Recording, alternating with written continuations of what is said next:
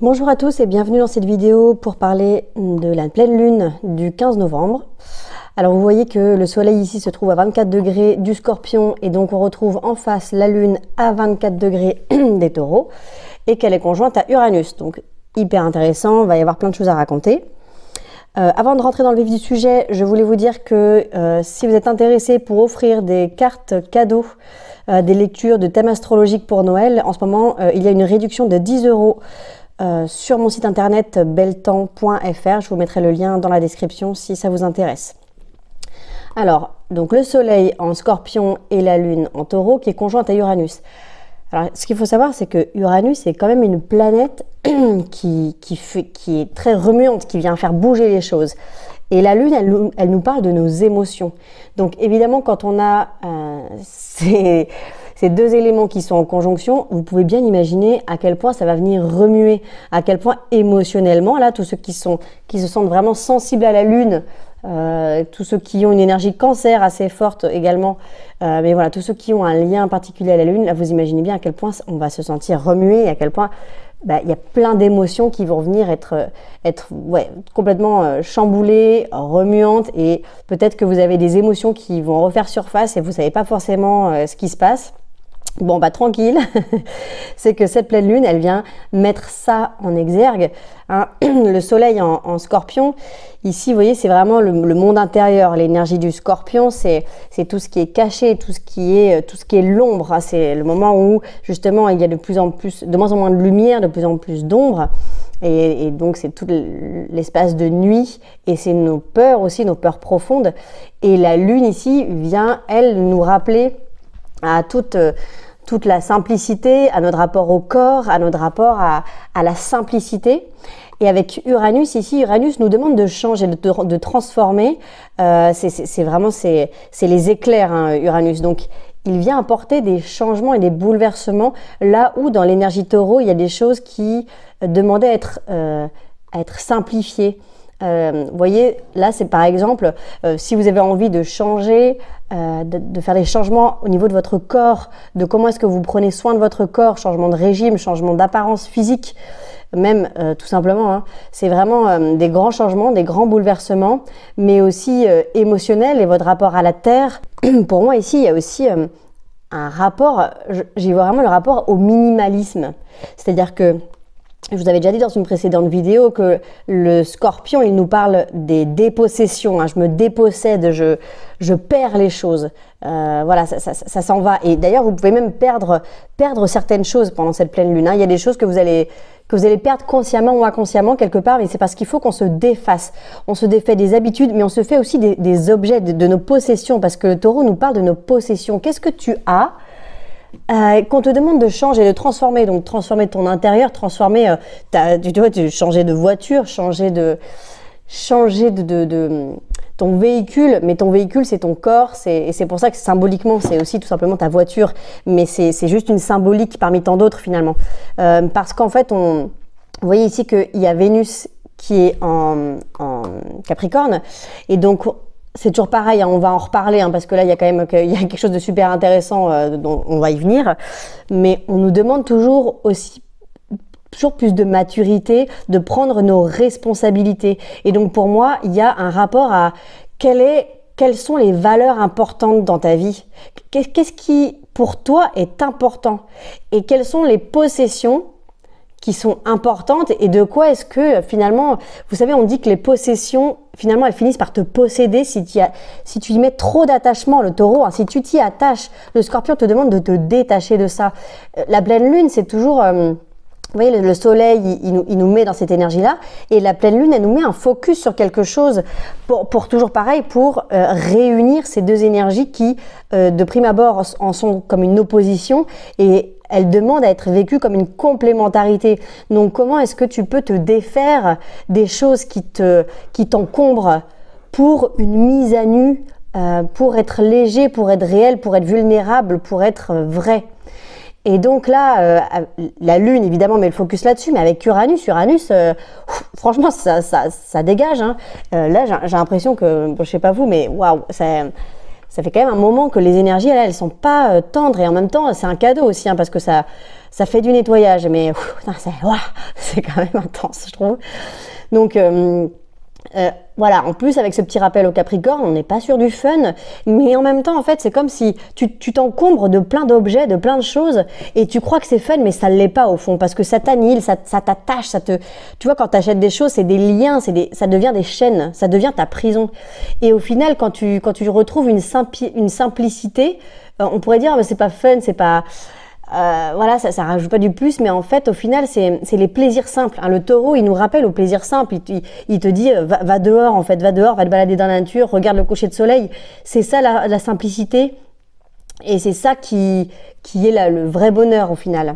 Voilà, cette Vénus en Capricorne, elle n'est pas sur des plaisirs très fun, si je puis me permettre, mais en plus, bon, elle est pas très bien aspectée avec les nœuds nord, nœuds sud, donc on n'est pas sur des moments on n'est pas très à l'écoute, on n'est pas sur des moments de grande douceur, de joie, de choses comme ça, mais en même temps, on est sur, des fois, prendre ses responsabilités. C'est aussi, ça va venir aider en fait. Hein, là, Pluton nous fait son dernier voyage dans le signe du Capricorne où on prend nos responsabilités. Et en fait, c'est quelque chose qui peut, pareil, ne pas paraître être dans la légèreté, mais en même temps, c'est quand tu deviens ton propre patron, quand tu deviens ton propre parent, ça fait du bien de ne plus être dans ces dépendances-là au final. Et voilà, ça paraît pas très réjouissant, mais au fond, ça fait du bien. Voilà, on prend des responsabilités qui nous font du bien. Mais attention, en effet, parce qu'on peut avoir tendance quand même à être... Moi, je trouve qu'on a pas mal d'énergie qui nous pousse à être persuadé qu'on a raison. Vous voyez, à ne pas être trop dans la conciliation et à être peut-être un peu buté, peut-être... Voilà, on fonce, on y va, mais on a peut-être plus de mal à être dans l'écoute de l'autre, l'écoute du groupe. Voilà, on est un peu plus tourné vers nous-mêmes, un peu plus tourné dans notre bulle. Donc, j'ai envie là de venir quand même à cette opposition qui est vraiment énorme, je trouve. Donc, pourquoi? Parce que le Soleil, donc, on a dit qu'il était en Scorpion. Maître des Scorpions, c'est qui? Alors, le nouveau maître des Scorpions, on est d'accord, c'est Pluton. Mais le maître traditionnel, c'est Mars. Et comment est-ce qu'ils s'entendent là les deux? Et ben vous voyez qu'ils font une magnifique opposition. Et donc c'est pour ça que voilà, je trouve ça vraiment très rigolo que les deux soient dans cette opposition là, parce qu'ils viennent mettre en évidence une chose intéressante qui est, vous voyez, je retrouve à nouveau Mars en Lion. Il est grandiloquent, il agit de manière à ce c'est vu, vous voyez, on voit bien les choses et on a un côté très rayonnant, etc. Mais Mars en Lion, il a quand même un côté j'ai raison. Vous voyez, je suis dans mon bon droit. Et je trouve qu'il y a pas toutes les énergies là, elles vont pas mal là-dedans et elles ne poussent pas forcément à l'humilité. Et c'est dommage, enfin c'est dommage. Bon, il y a toujours une raison à ces énergies-là. Elles nous poussent aussi dans nos retranchements et elles nous poussent aussi à aller voir qu'est-ce qui est important pour nous, comme je disais tout à l'heure, nos valeurs, qu'est-ce qu'on veut défendre. Mais attention, parce qu'on risque de penser que notre point de vue est forcément le meilleur, le plus juste. Donc, vous voyez, l'opposition... Donc Pluton là, il va changer de signe. Il me semble que c'est la semaine prochaine, hein, vraiment là. Bah oui, vous voyez 29 degrés 56. Donc voilà, on est vraiment sur la toute fin où Pluton, vous voyez, Vénus et Pluton sont dans le même signe. Donc on prend nos responsabilités et on fait des choix qui sont aussi de l'ordre de j'assume maintenant. Et en même temps, Pluton va commencer à se colorer de cette énergie du Verseau.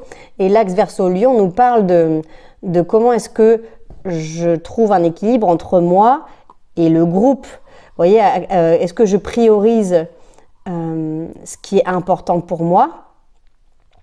Mais comment est-ce que j'intègre, comment est-ce que je prends conscience que je fais partie d'un tout, je fais partie d'un groupe, je fais partie d'un collectif, et comment est-ce que j'équilibre ça?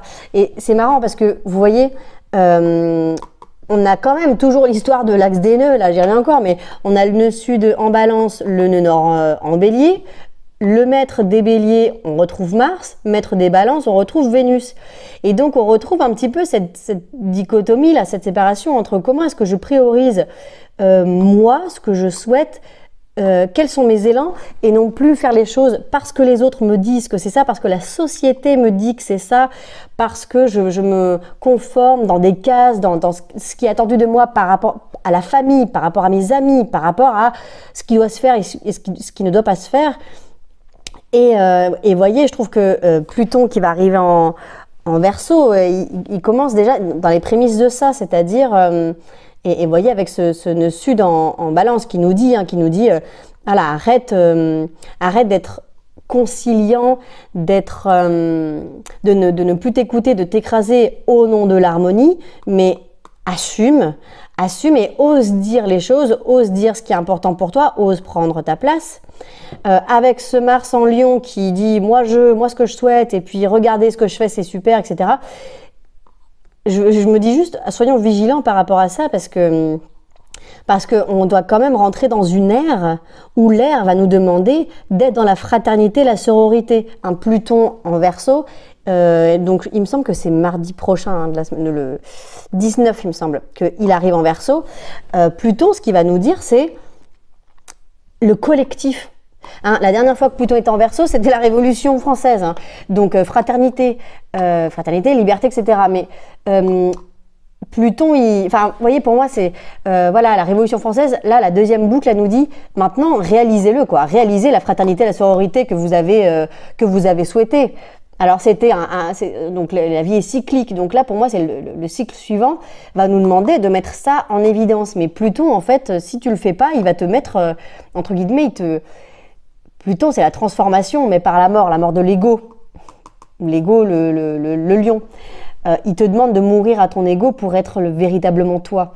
Mais il te demande de trouver ces valeurs universelles d'entraide. Et donc, pour ça, il peut te mettre, entre guillemets, En fait, les catastrophes naturelles poussent aussi à ça. C'est-à-dire, finalement, entre guillemets, quoi de mieux que certaines catastrophes pour refaire naître la fraternité, la sororité. Parfois, on est tellement dans le lion et l'égocentricité et le moi-je, dans moi je veux mes possessions, je veux ma maison, je veux mon confort. On est tellement là-dedans qu'on en oublie l'importance du collectif, l'importance de l'entraide. Et c'est ça, au fond, qui nous rend heureux. En fait, c'est pas accumuler nos possessions qui nous rendent heureux. C'est quand on est dans un certain collectif que nos sociétés ont un peu perdu. Bon, je m'emballe un peu dans un discours lyrique, mais c'est parce que je sens vraiment que ça peut nous pousser à ça, et tant mieux. Donc oui, la place de notre ego avec la place que je prends. Et pour ça, vous voyez, on avait besoin de prendre nos responsabilités pour ensuite pouvoir accueillir et pouvoir être présent, pour pouvoir incarner l'énergie du Verseau de manière, déjà de bien l'incarner, et de ne plus être dans ce lion égotique où ce qu'on veut défendre, c'est notre place, ce qu'on veut défendre, c'est moi-je, et puis moi je suis meilleur, moi je suis le meilleur, vous voyez, je suis le lion, quoi, je suis sur scène et applaudissez-moi. Et en même temps, le Pluton nous dit voilà, juste retrouve ton humilité, ta juste place. Et Vénus, elle est là-dedans aussi. Un positionnement, une posture qui est une posture d'humilité. Et donc, c'est pour ça qu'on retrouve ces fameux carrés qui, vous voyez, entre une part qui pourrait devenir un petit peu le bélier belliqueux et le Mars en Lion qui est attention. Voilà, j'ai envie de dire, il faudra y aller un petit peu mollo. Pour apprendre à intégrer l'autre, la différence de l'autre. Parce que c'est seulement en intégrant la différence qu'on pourra faire corps et qu'on pourra être une société, un groupe avec des divergences d'opinion. Et non plus dans une opposition parce que moi je suis dans le bon camp et je suis... voilà, moi j'ai raison et je suis au-dessus des autres, au-dessus de la mêlée. Mais la mêlée, en fait, ce qui va nous faire du bien et ce qui va nous faire avancer, ce qui va nous faire grandir, c'est d'intégrer ça. D'intégrer l'autre, d'intégrer toutes ces différences. Il y a un questionnement aussi qui pourrait être intéressant à avoir dans les prochains jours, c'est parce que vous voyez, on a Mars en Lion, le terrain de jeu de Mars, qui en plus est en trigone avec le nœud nord, réveille aussi toujours le Chiron en Bélier. Et avec ces deux énergies, on nous parle encore une fois de notre place, de la place qu'on a sur Terre, Vous voyez, comme si il y a une part de nous qui voilà, on a envie de s'affirmer, on nous demande ça, on nous demande d'être dans cette authenticité, voilà, qu'est-ce que tu as au fond de toi, qui s'est tu pendant un certain temps et que maintenant, voilà, on nous demande d'incarner cette énergie en même temps. Et en même temps, on est toujours réveillé, hein, en plus, Chiron toujours opposé la lune noire moyenne. Donc, qu'est-ce qui a pu être blessé en moi? Vous voyez, c'est comme si on avait dit, mais non, t'es pas capable, et que maintenant, dû à cette blessure, on se disait, ah ouais, c'est ça, comment ça, j'en suis pas capable? Bah, vous allez voir, je vais vous montrer que j'en suis capable. Et donc, c'est pas grave, ça nous pousse à l'action, mais c'est juste que là, on peut prendre conscience et voir ça, que finalement, il y a des blessures, et c'est ça qui nous meut parfois. C'est le fait d'avoir été blessé, dans le fait de ne pas avoir eu le droit d'exprimer. Hein, on nous a demandé d'être dans une énergie balance, hein, de prioriser l'autre plutôt que soi-même. Et donc là, on peut être un petit peu, ah bah j'en ai marre maintenant d'avoir toujours écouté l'autre et de m'être écrasé, je veux plus être hypocrite. Et maintenant, du coup, on peut tomber un peu dans l'autre côté, l'autre pendant qui est, bah maintenant c'est moi je, et puis les autres, allez tous vous faire voir parce que de toute manière, j'ai raison. Oui, tomber un peu dans cet extrême. Donc on nous rappelle à une certaine maturité capricornienne, à une certaine sagesse, à une certaine sobriété. Voilà, je pense qu'il y a ce côté-là aussi, sobriété heureuse, une simplicité, et puis se rendre compte que voilà, parfois avoir peu, être peu, eh bien c'est suffisant. Et il n'y a pas besoin de plus, il n'y a pas besoin d'artifice, il n'y a pas besoin de superficialité pour être... et finalement, ça nous permet de retrouver notre authenticité, voilà, et accepter cette vulnérabilité-là. Voilà, je m'arrêterai là pour cette pleine lune.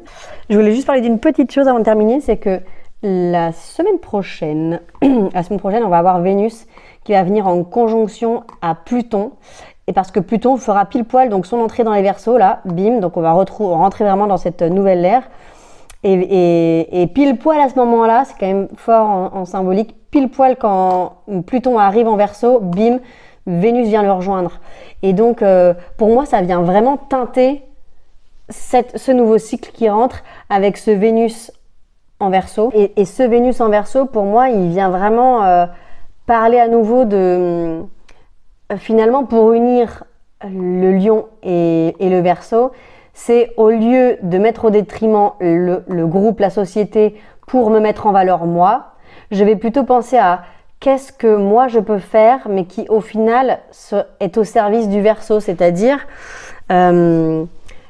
très souvent on peut avoir des difficultés à faire quelque chose parce qu'on se dit je vais pas faire quelque chose pour moi, pour me mettre en valeur, etc. Mais en fait c'est plutôt, si j'ajoute une plus-value à la société, je peux me mettre en valeur parce que c'est toujours au service des autres. Vous voyez ce que je veux dire? C'est juste une manière de penser. C'est comme un chanteur, il pourrait se dire je peux chanter, me mettre sur scène parce que je veux me valoriser, je cherche la reconnaissance, l'énergie du lion, ou alors je peux me dire que je chante parce que j'apporte ça au monde, j'apporte ça à la société. Et donc certes, je me mets au final en scène, mais c'est parce que c'est l'élan, au fond, l'élan c'est l'élan du cœur, vous voyez, l'élan du lion, il n'est pas pour être dans le lion, voilà, je suis sur scène et s'il vous plaît, applaudissez-moi et voyez que je suis le meilleur. Non, c'est parce que j'ai un élan où c'est ce qui me pousse et en fait, j'apporte cette plus-value au monde, j'apporte quelque chose, je mets mon grain de sel et ça contribue. Voilà. Et cet élan de contribution, en fait, il va me revenir, vous voyez, puis ça fera ce 8 comme ça fera ce donner-recevoir qui sera justement équilibré. Voilà. Et donc ce Vénus qui va venir être en conjonction à Pluton, va venir transformer ça. Va nous demander de transformer quels sont nos élans, quels sont nos désirs, quels sont nos souhaits, qu'est-ce que tu souhaites, qu'est-ce qui te fait plaisir vraiment dans le fond et qui permettra au fond d'être dans cet équilibrage de Lion-Verseau. Voilà, je termine là pour pas en faire trop et je vous souhaite une très belle lune à tous.